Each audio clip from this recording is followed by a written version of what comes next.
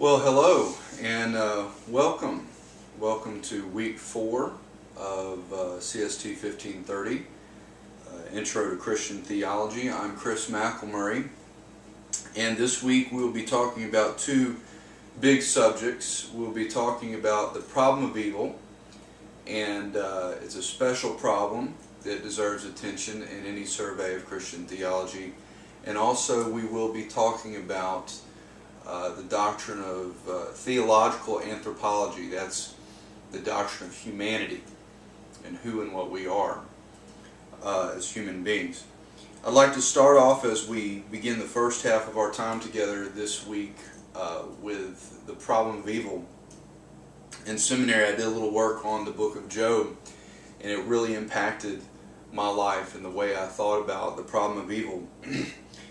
The way the problem of evil and suffering particularly affected Job led to some pretty frank things in his mind. One of the things that we see him saying as he begins his speech in Job chapter 3, it says, "After this Job began to speak and curse the day he was born." And the rest of the chapter is him basically wishing he was never born. "May the day I was born perish, and the night when they said a boy is conceived. If only that day had turned to darkness. May God above not care about it, or light shine on it. May darkness and gloom reclaim it, and a cloud settle over it. May an eclipse of the sun terrify it. If only darkness had taken that night away. May it not appear among the days of the year, or be listed in the calendar." And he goes on to talk about there. And he gets personal with God. Not only does he curse the day that he was born, throughout the book of Job, we see that there's a lawsuit developing, that Job is thinking about going to court against God for not doing his job, and that God plays various roles in this suit, that he's the judge, that he's the witness, that he's the advocate, that he is the defendant. And so here Job is spouting off in chapter 7 verse 20, "If I have sinned, what have I done to you, watcher of mankind? Why have you made me your target, so that I have become a burden to you?" And so basically this boils down to the question of why. Why, God? Why me? Why am I going through this? Now, when people discuss the problem of evil and they get into the teaching of the Bible on this subject, they like to focus on Job. And Job is dealing with one particular aspect of the problem of evil. And that's where I would like to start this week as we talk about this. The problem of evil, you'll see it throughout notes and stuff like that. I abbreviate it POE, POE. The problem of evil, as John Feinberg has explained to us, is not just one problem. It is many problems. There is no one problem of evil. There are many aspects, many facets to this problem. And it depends on which aspect of this problem that we're talking about that determines the track that we're going to go down, the path that we're going to pursue, because there are different rules, different parameters for each aspect of the problem of evil. So we'll talk about that momentarily, but first, when we talk about the problem of evil, the devil is in the details. At the beginning of any issue in theology, at the outset, we must get down some definitions. And so we have to define evil. We have to ask the question, what is evil? What is evil? Is it a substance? Is it a thing? Can you catch it and paint it green? Okay. Is it just the absence of something, Or is it beyond that? Is it the absence of something that should be there? Because after all, what we see in the Bible is that the Jewish God has gone on record as creating a good world. It said he beheld everything that he had made in Genesis 1:31, and behold, it was good. Not just good, but ma'od tov, very good, extremely good, exceedingly good. And so everything was performing its function there. If I have an umbrella, the existence of that umbrella is a good thing. However, if a hole develops in the fabric of that umbrella, it is not as good as it could be. A lack has developed. It was created with integrity. However, there's a decay, a deterioration, and that causes an absence of the good that should be there.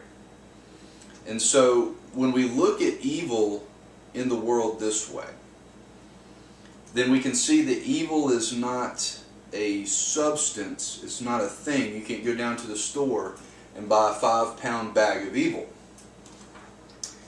At the same time, evil is a real situation. It's a real occurrence. And one of the approaches, whatever approach that we take to the problem of evil, we should never do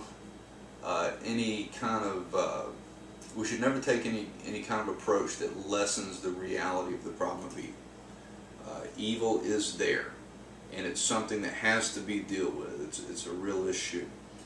Okay, there's a way things ought to be, and evil comes in and screws up the way things ought to be. The thing about evil is it is basically relative to persons. And that's one of the things that we're going to see here. And so the beginning point of distinguishing the types of evils that there are this. First of all, you have moral evil. That is the evil that is due to some type of free agency, of some type of moral being. And so, there's a question of, could God do evil? God is a personal being in the theistic belief system of Christianity and Judaism and Islam. Could God do evil? So there's moral evil. There's angelic beings, spiritual beings in these systems. And so are these beings capable of evil? And the Jewish and Christian and Muslim answer is obviously yes. We see that in the record of Revelation. But the thing that comes down to us, most pointedly, is human beings. We're personal beings. And a lot of the evil that we see in the world is due to human agency. It's evil that we perpetrate on one another. And so we can see examples of this would be war and crime and cruelty and murder and injustice and racism and oppression and rape and torture and theft. These kinds of things are from one personal being to another, and they are affecting those personal beings. Now, that would be nice and tidy and neat if we could just explain all evil and put it on us. Then there wouldn't be a real problem of evil with regard to God. However, when we widen the scope beyond just moral being, there's the natural world that exists. And the order of the natural world, the way things are in our environment, in our space, our construct that we live in, is such that while there are some beneficial things that permit life, we talk about the same glass of water that we drink that benefits us physically could kill us. Okay, if we don't swallow it right, we could drown. The food that we eat, if we don't eat it right, we can choke.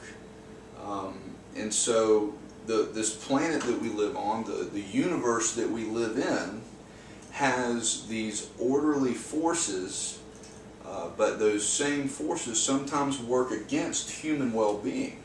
And so we call those natural evils. Natural evils. Well, Moral and natural evil. When we distinguish, now we come back around to the two big divisions of the problems of evil. There's the theological problem, why any evil at all exists to begin with, in general, and there's the religious problem of evil.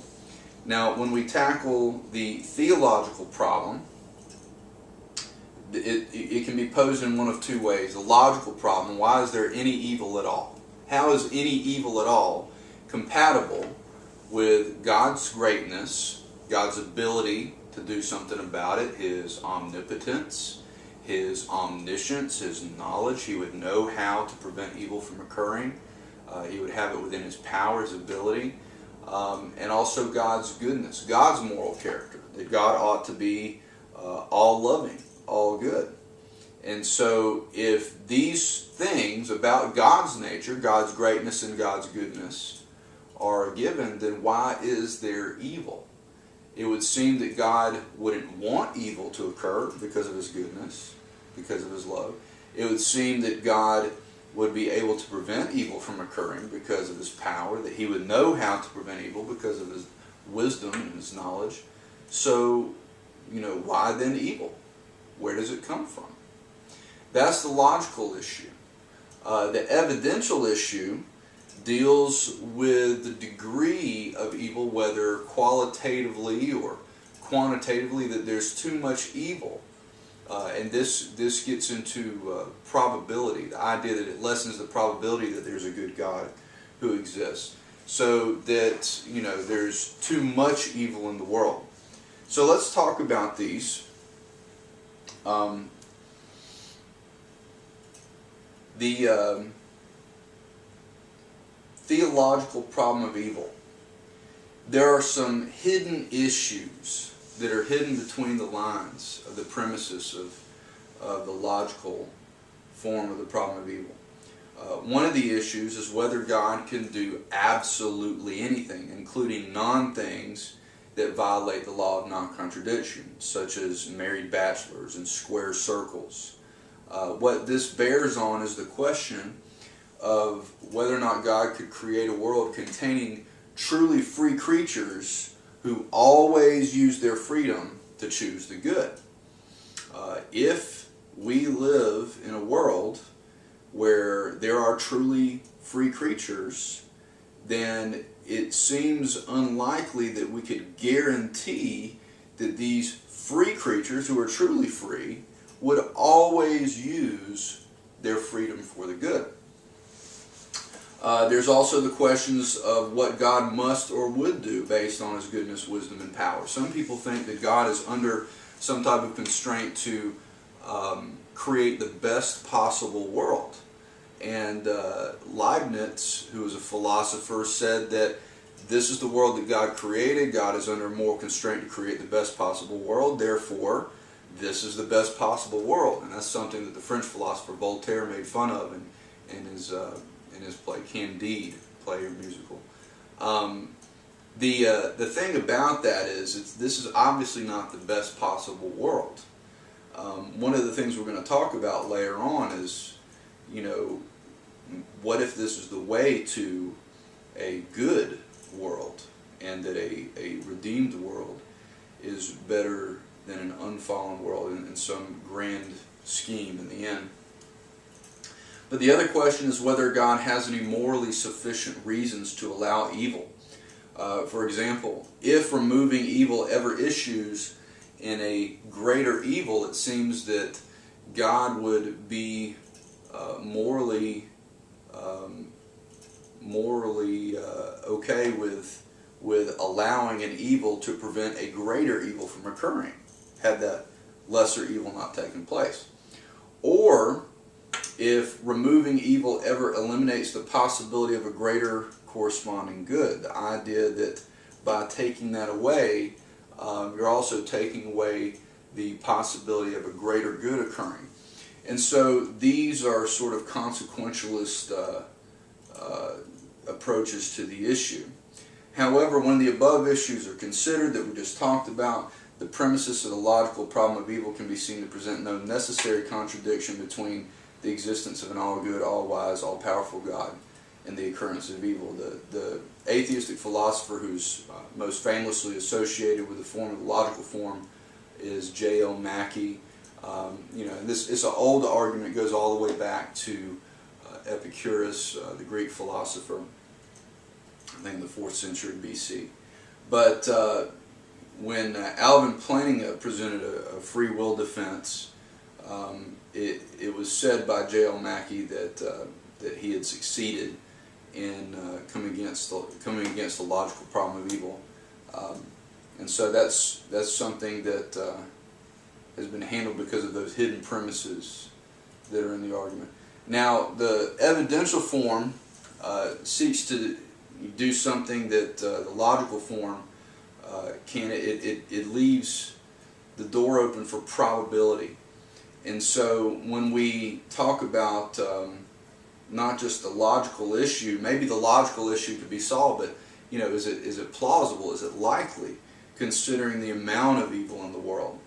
Why would God allow 6 million Jews to die in the Holocaust? Wouldn't 6 be enough? There are evils that are qualitatively gratuitous. They're just too senseless. Why would God allow innocent babies to be born with the HIV virus? Before attempting to answer the evidential problem of evil, it's necessary to think about the limitations of assigning probability to the existence of God based on the perceived quantity and quality of evils observed. Some of the problems that occur with us is whether there's a knowable limit to the amount of evil one might reasonably expect to find in a world created by the Christian God. Could it always be worse? Instead of 6 million Jews in the Holocaust, what if another scenario involved 6 trillion people? We can't conceive of that, but what if there are other possible worlds where that's the case, where there are even greater evils that occur? Another issue is whether any amount of consequent good can make this world's evil a reasonable amount. If we're going to play the numbers game, what if there is some type of easing of that in eternity? After all, eternity is kind of a long time.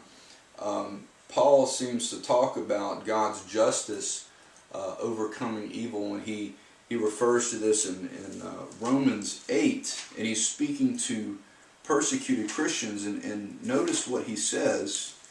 He says here,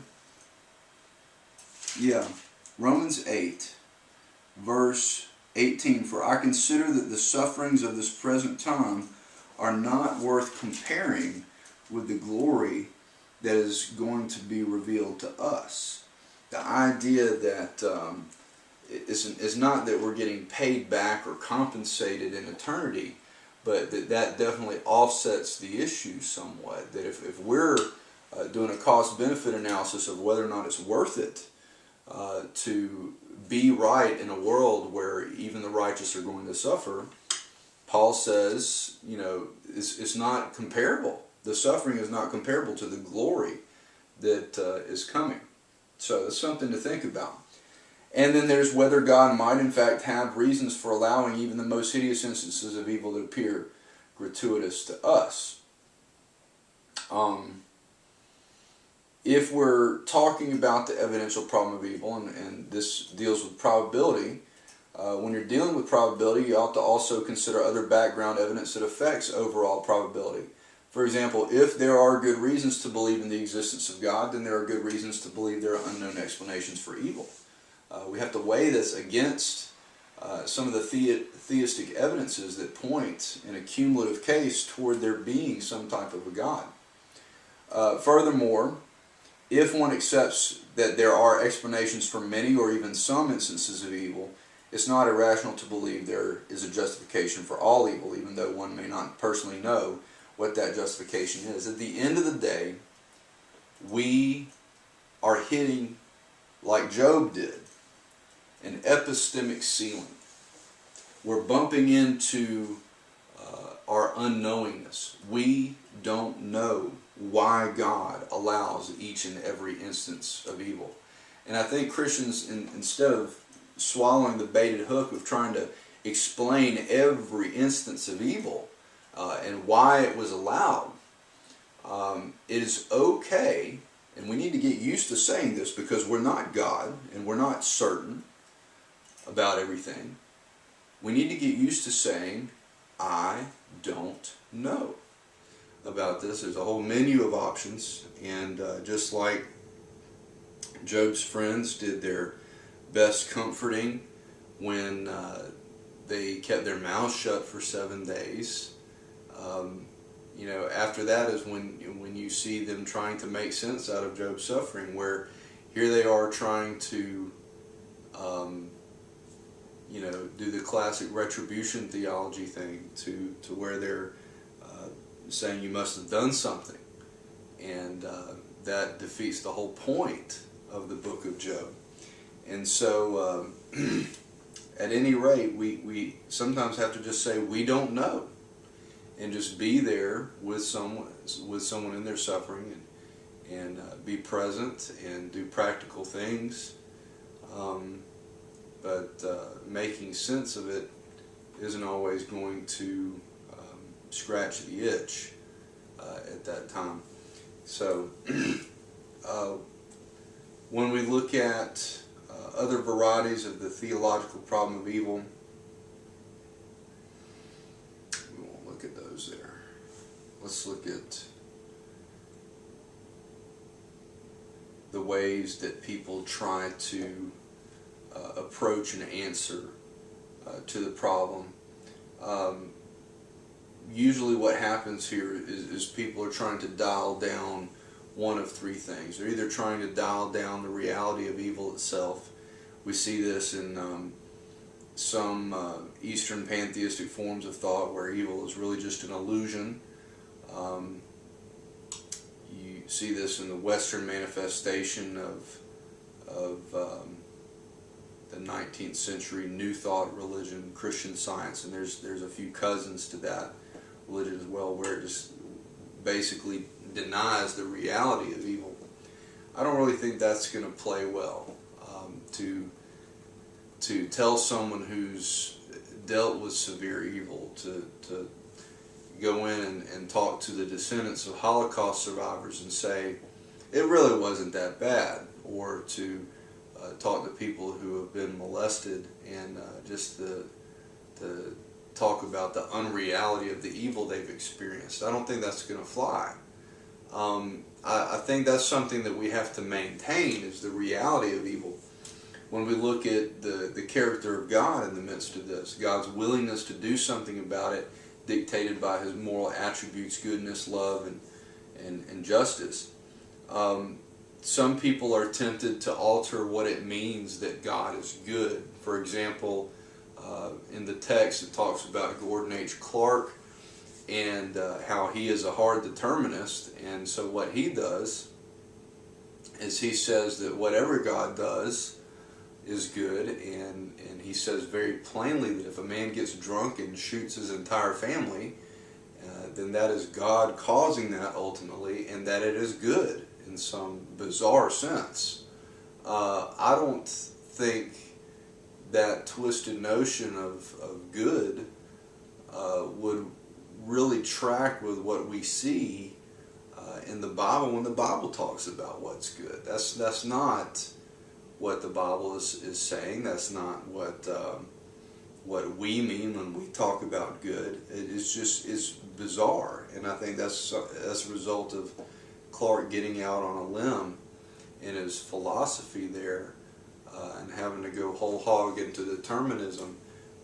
I just don't. I don't think that's the way to go there.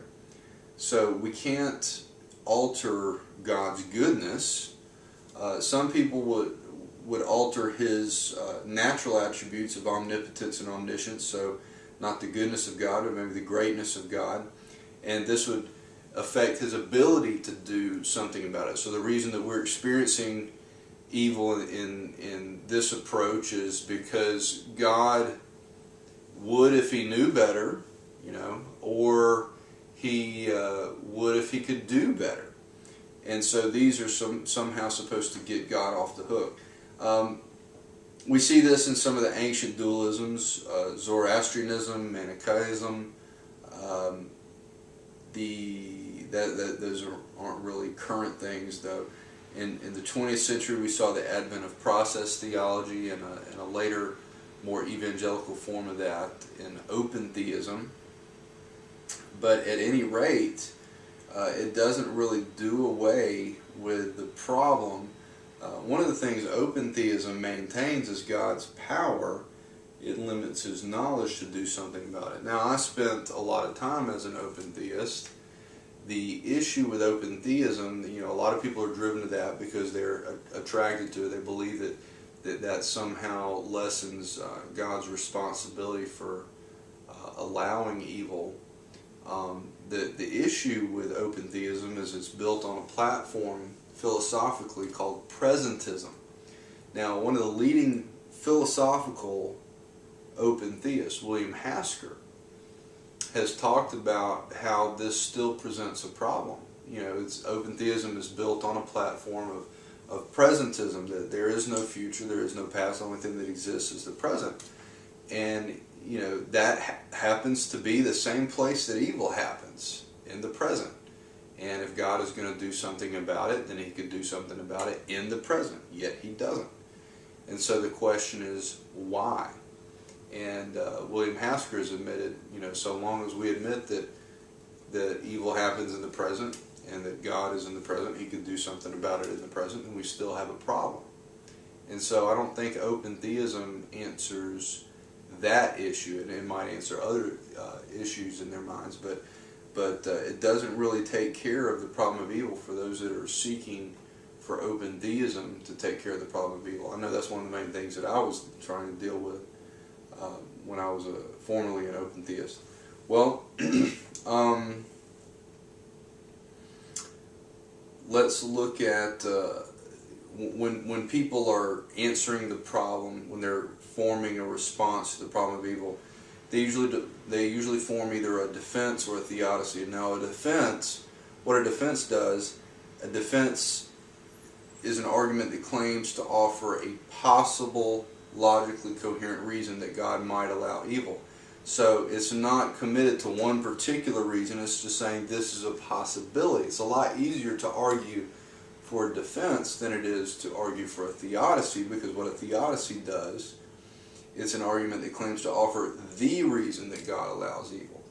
And so that takes on a bigger, I would say, a bigger burden of proof there.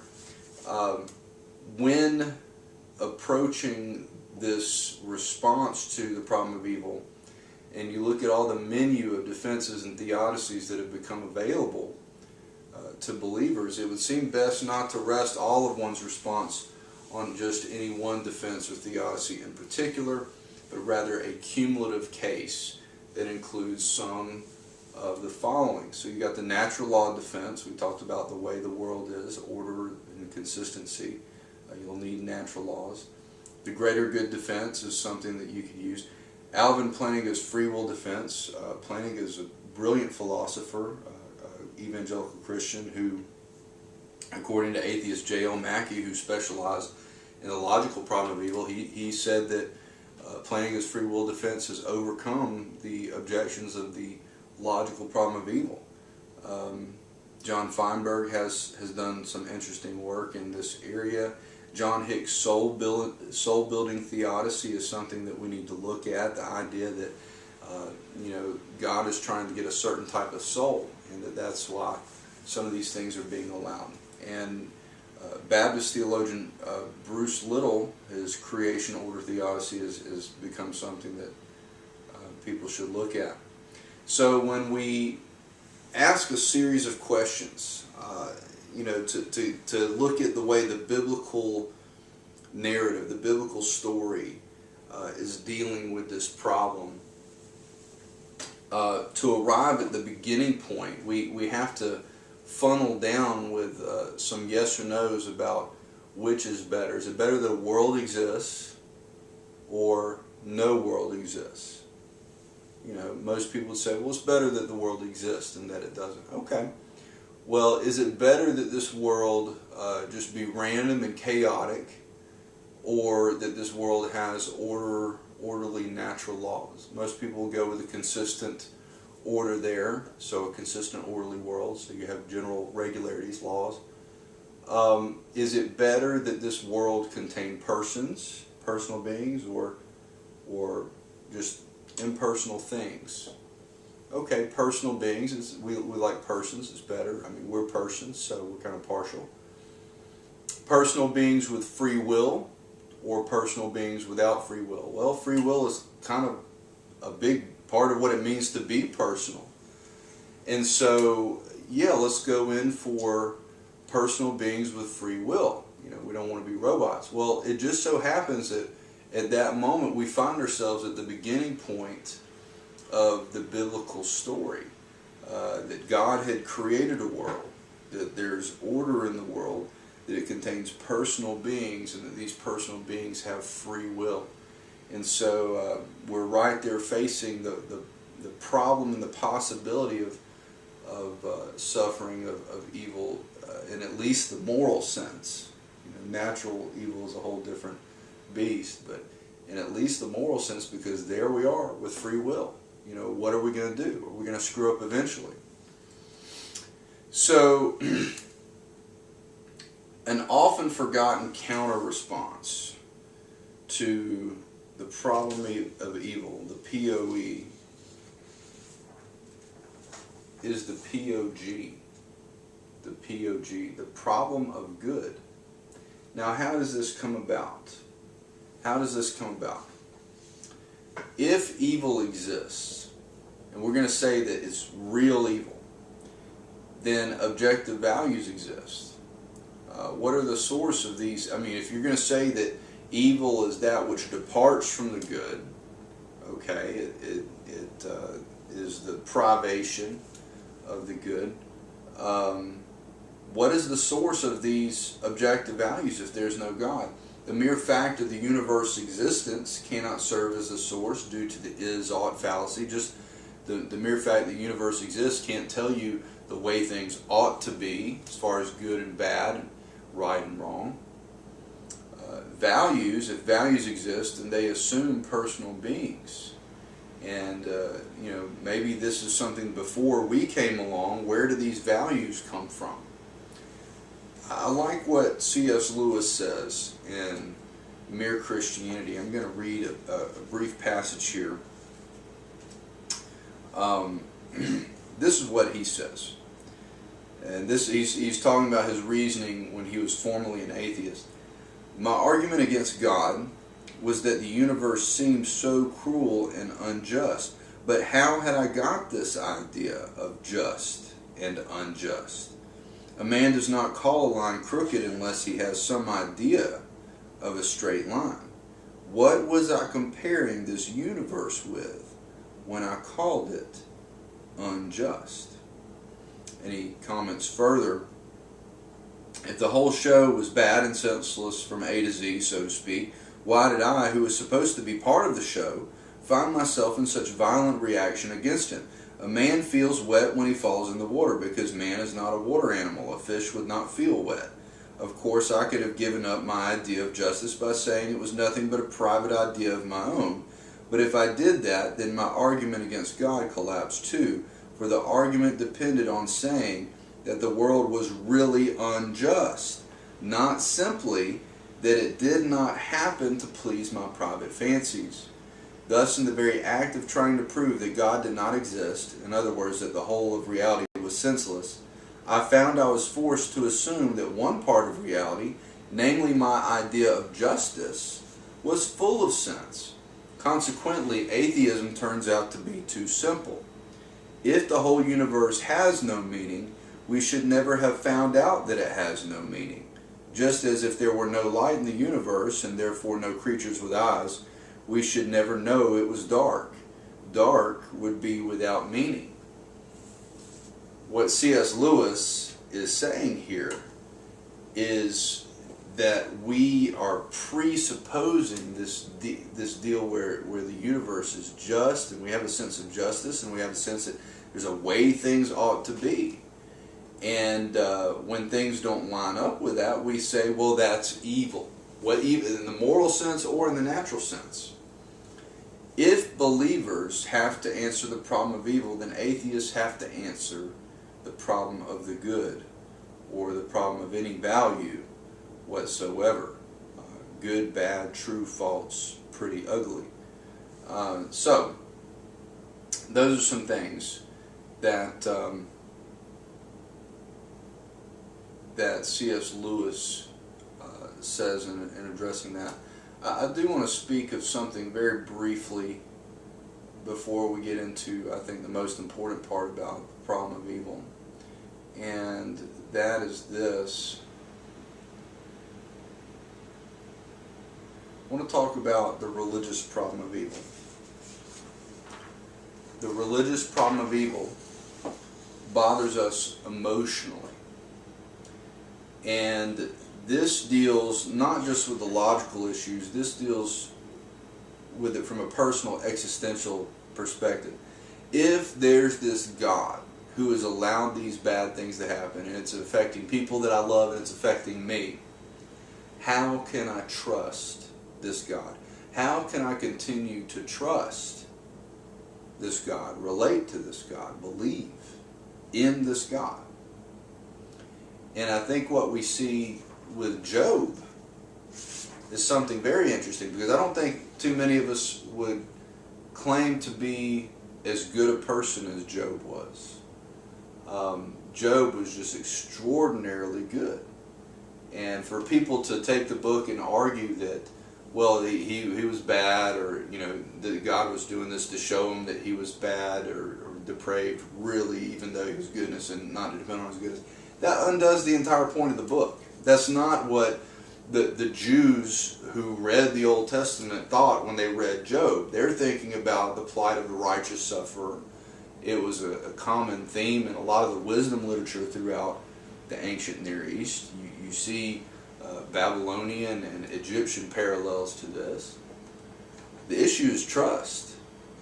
You know, you take that idea of the righteous sufferer and you transpose that into a Hebrew theological key. You know, you're dealing with a good God, with a covenant God, who, if you're righteous, then you're supposed to get these covenant blessings. That's how Jews thought.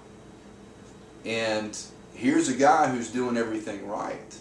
Now, what kind of message would this send to the Jewish exiles who were taken into captivity in 586 BC? With the fall of Jerusalem, there they are, hauled off to Babylon. Were there righteous people who were observing the covenant that were hauled off too? We know there were. Daniel and his friends. Okay, they kept covenant. So how are the righteous supposed to feel when they get swept into judgment and punishment with all the wicked? Well, I think the book of Job speaks to them. Because here's a righteous sufferer. What kind of stance are you supposed to have when you're doing everything right and you still suffer?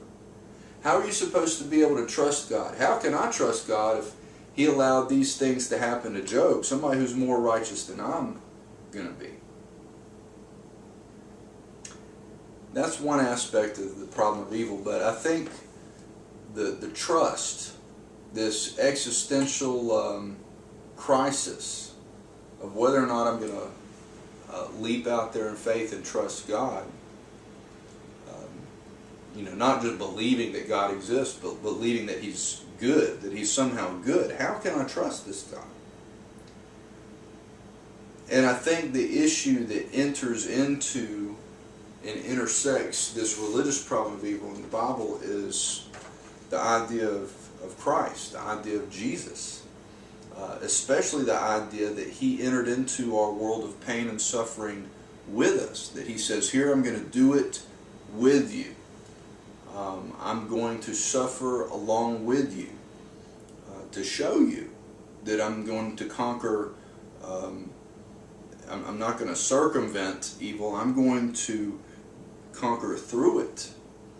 And that's kind of a big deal for God to suffer in Christ.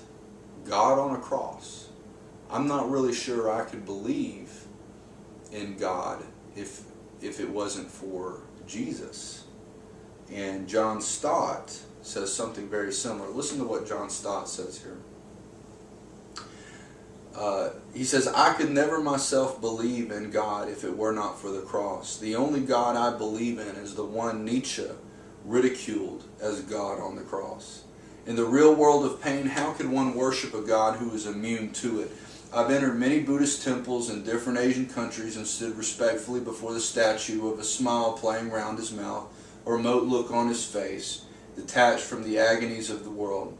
But each time after a while, I've had to turn away. And in imagination, I have turned instead to that lonely, twisted, tortured figure on the cross. Nails through hands and feet, back lacerated, limbs wrenched, brow bleeding from thorn pricks, mouth dry and intolerably thirsty, plunged in God-forsaken darkness. That is the God for me. He laid aside his immunity to pain. He entered our world of flesh and blood, tears and death. He suffered for us. Our suffering becomes more manageable in the light of his. There is still a question mark against human suffering, but over it we boldly stamp another mark, the cross, which symbolizes divine suffering.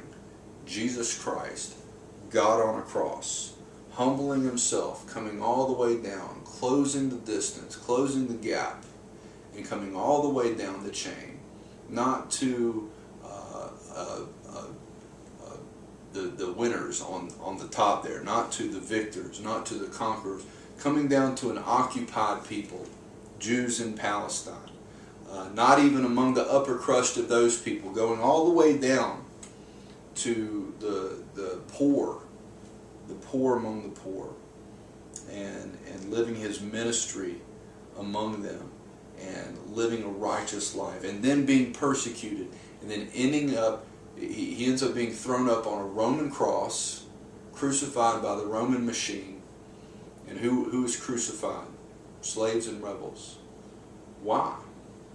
He comes all the way down in suffering, persecution, torture, and oppression. And he suffers on behalf of his people. He suffers for us. That's a very unique story. We really don't see this story anywhere else. Now, I'm glad about the next phase of it, which is the exaltation phase that we see with the resurrection. But among the world's religions, this is unique. Most of the flow of religion is that people have to suffer to make themselves right with the deity, with the God or the gods above them. However, in Christianity, we see a subversion of that story. We see things running in the opposite direction, going against the grain, going against the stream and the flow. And that is God coming down into our suffering and suffering, taking on suffering for us in order to make us right with himself. It's not that we suffer to make ourselves right with the deity. It's that he suffers in us, with us, for us, on behalf of us, to make us right with himself. That is a story that is unique and sticks out like a sore thumb among the world's religions. In Stott's book, The Cross of Christ, he also quotes a brief parable by another man, Edward Shalito, in his Jesus of the Scars. Shalito imagines this. He says, at the end of time, billions of people were scattered on a great plain before God's throne. Most shrank back from the brilliant light before them, but some groups near the front talked heatedly, not with cringing shame, but with belligerence. Can God judge us? How can he know about suffering? Snapped a pert young brunette. She ripped open a sleeve to reveal a tattooed number from a Nazi concentration camp. We endured terror, beatings, torture, death. In another group, a young Negro boy lowered his collar and said, "What about this?" he demanded, showing an ugly rope burn. Lynched for no crime but being black. In another crowd, a pregnant schoolgirl with sullen eyes. "Why should I suffer?" she murmured. "It wasn't my fault."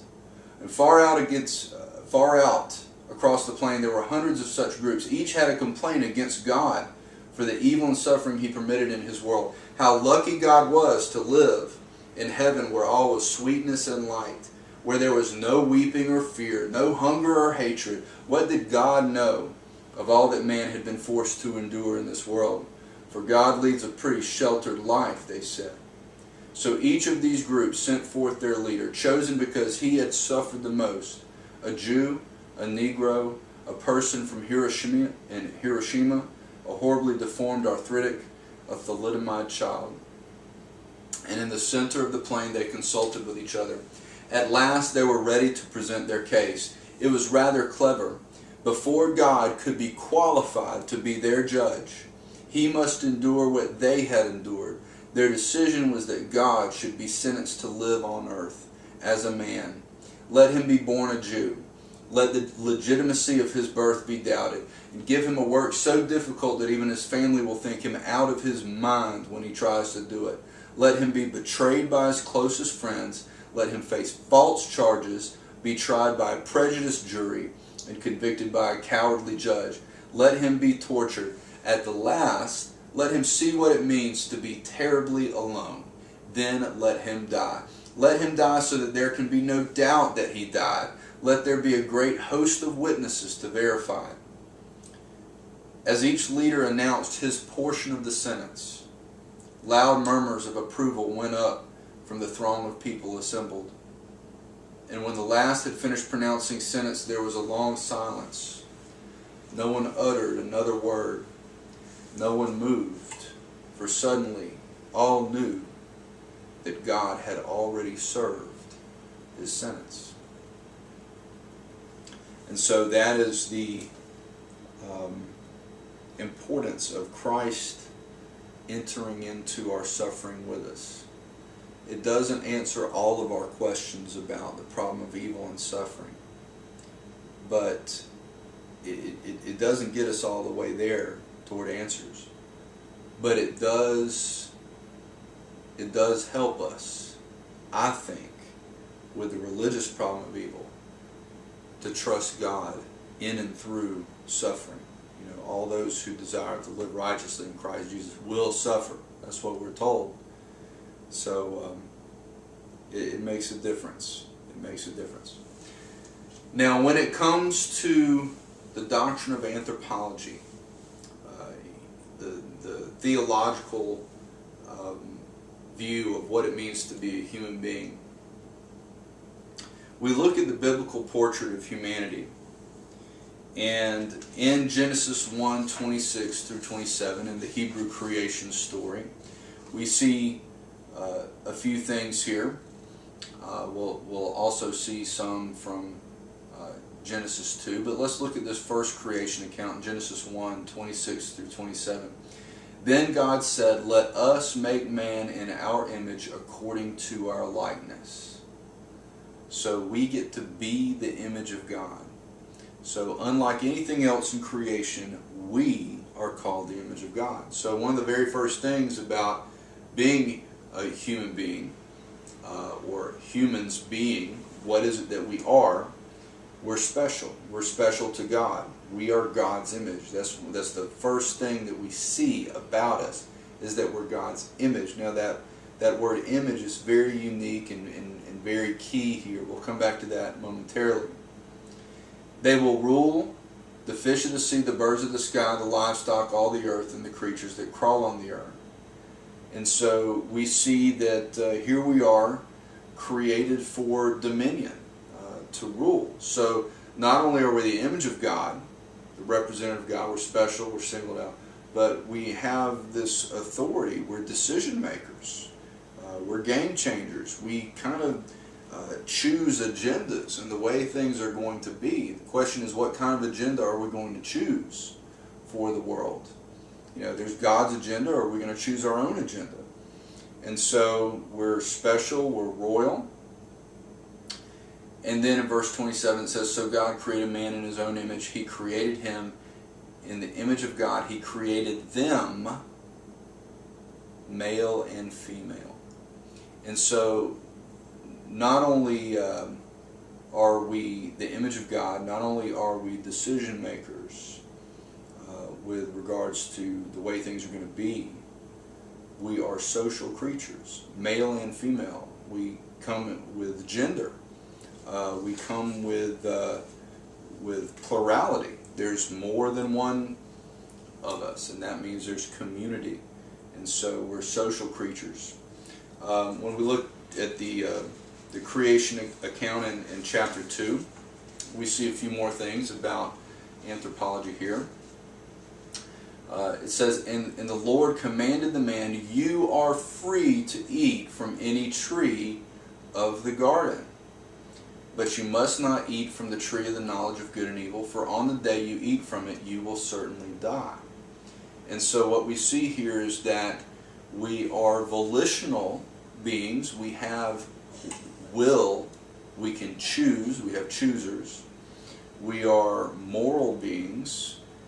We have the ability to choose between right and wrong, not just amoral or non-moral choices, but moral choices. And also there's accountability. There's responsibility that comes with that. There's going to be consequences depending on the choices that we make.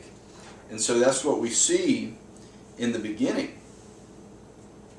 But as we know, what happens in chapter 3 in the temptation scene there is that human beings chose their own wisdom over God's, earning the curse of suffering and death and exile. And again, there's these poles of reading Old Testament literature, Exodus and exile, blessing and curse, and salvation and judgment.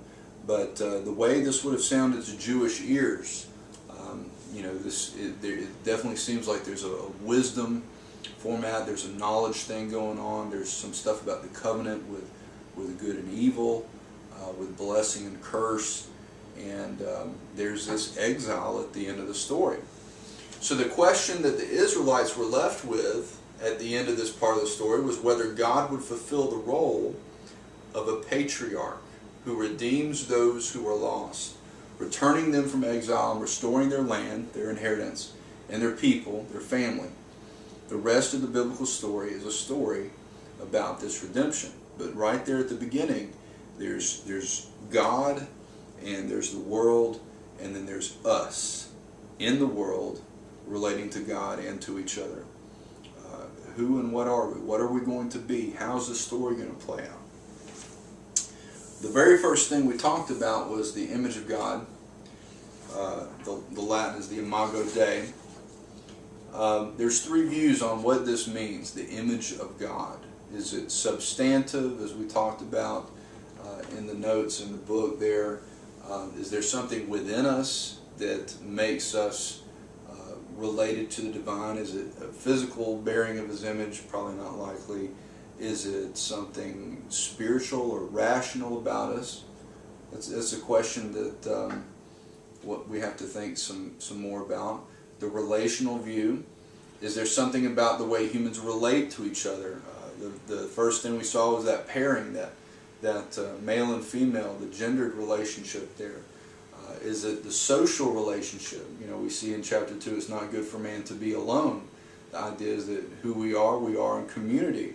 So maybe the relational view is what makes us the image of God. Then there's the functional view.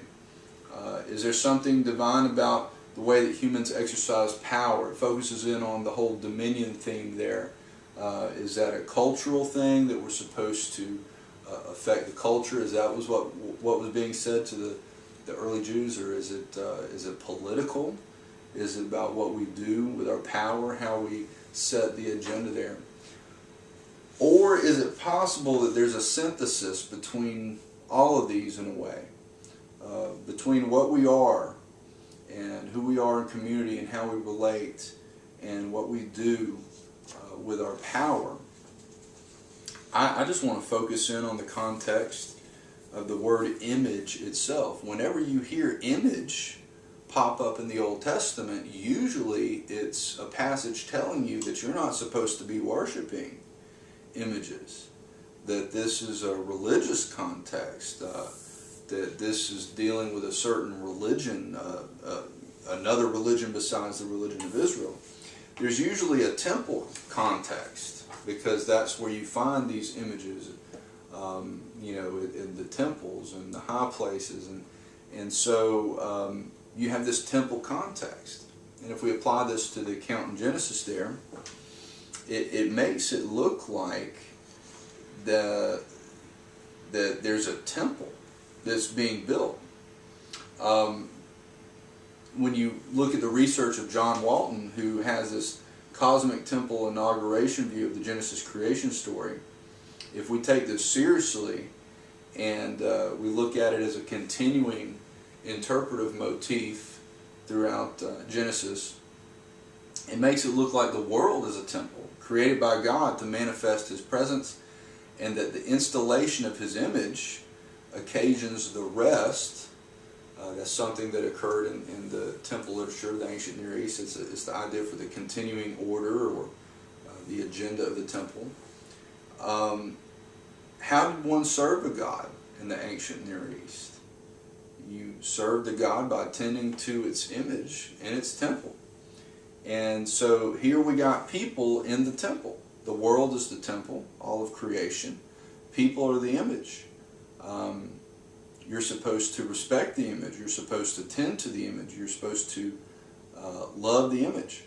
So what we see is that people are sacred, that people are different. You're not supposed to love things and use people. You're supposed to love people and use things. People have intrinsic value.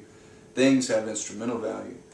And so when we look at this idea of the image of God, the first man in these early chapters is Adam. It's a Hebrew word that can just be used for man or human or humanity.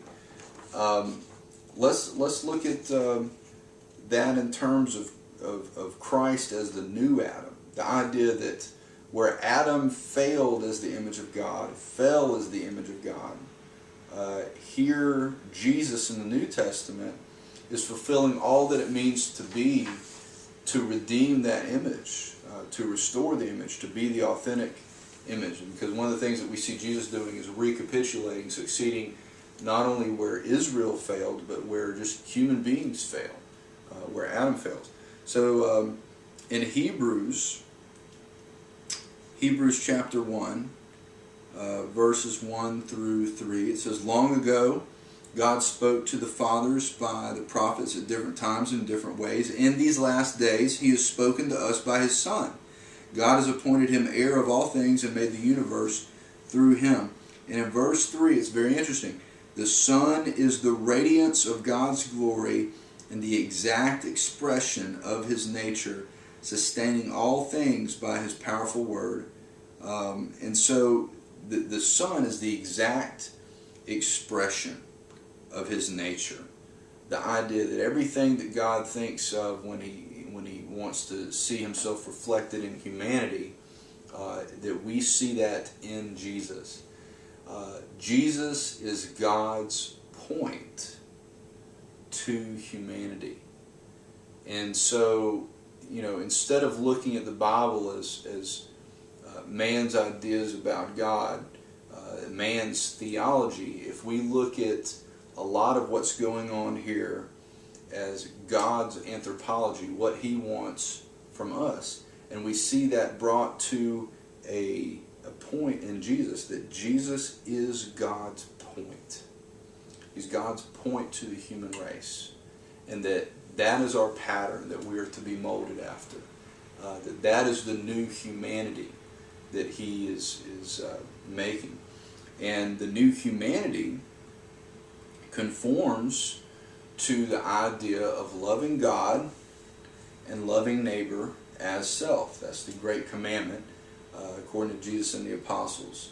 When we look at what John says in 1 John 4, verse 20 and 21, look at the way he puts it. He says, "If anyone says, 'I love God,' yet hates his brother, he is a liar.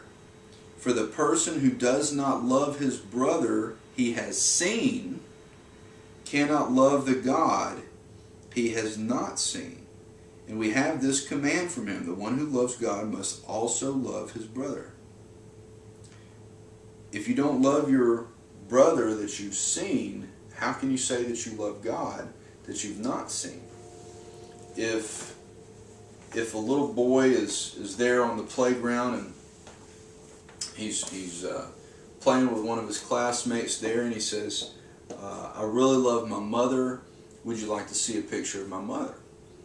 And the other kid says, "Sure." And so he takes out his wallet and takes out the picture there and shows him a picture of his mother.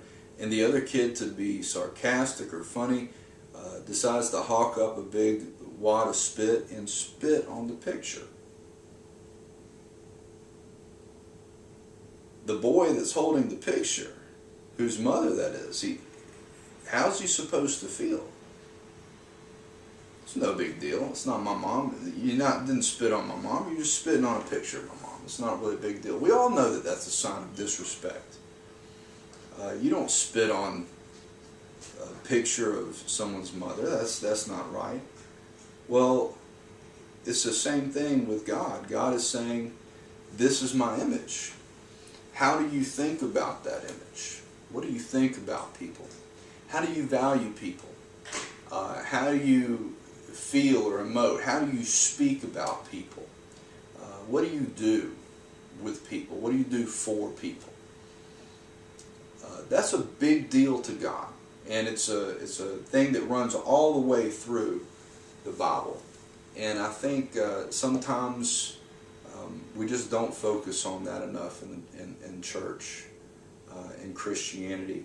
And so I just want to leave us with these thoughts here. You know, as we're talking about the meaning of the image of God, it's universal within the human race. You know, who's your neighbor? Everybody's your neighbor. Even my enemy, even your enemy. That's what Jesus says. The image of God has not been lost as a result of sin. God has redeemed it. He's redeeming it.